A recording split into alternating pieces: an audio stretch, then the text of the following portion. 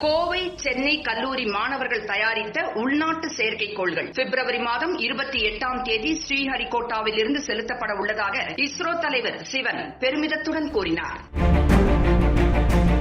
Kovai, Neelambur Srisakthi engineering மற்றும் தொழில்நுட்ப கல்லூரி மாணவர்கள் சொந்தமாக வடிவமைத்த செயற்கைக்கோளை விண்ணில் செலுத்த உள்ளனர். கல்லூரி வளாகத்தில் இதற்கான செயற்கைக்கோள் தரைதள கண்காணிப்பு நிலையம் தொடக்க நிகழ்ச்சி நடைபெற்றது.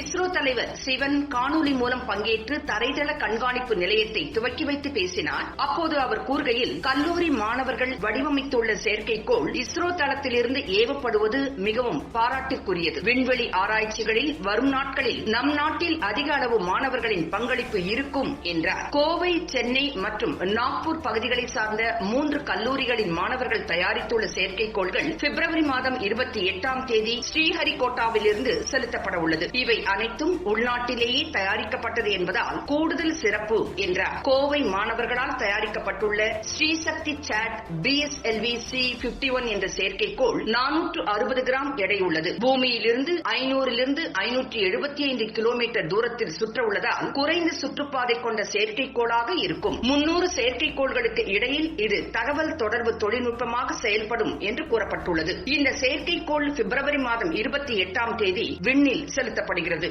இது 6 மாதங்கள் விண்ணில் சுற்ற அனுமதி அளிக்கப்பட்டுள்ளது. அதன் பிறகு 3 ஆண்டுகள் சற்று குறைந்த அளவிலான தூரத்தில் சுற்றும். மாநகராட்சி, நகராட்சி பகுதிகளில் ஏற்படும் தண்ணீர் கசிவு, எண்ணெய் அல்லது எரிவாயு கசிவு கண்டறிய பயன்படுத்தலாம். காட்டுத்தீ, அடுக்குமாடி குடியிருப்பு பகுதிகளில் ஏற்படும் தீ விபத்து, வங்கிகள் மற்றும் பிற பாதுகாப்பு பகுதிகளில் நடக்கும் திருட்டு சம்பவங்களை தடுக்க பயனுள்ளதாக இது இருக்கும் என்றும் தெரிவிக்கப்பட்டது.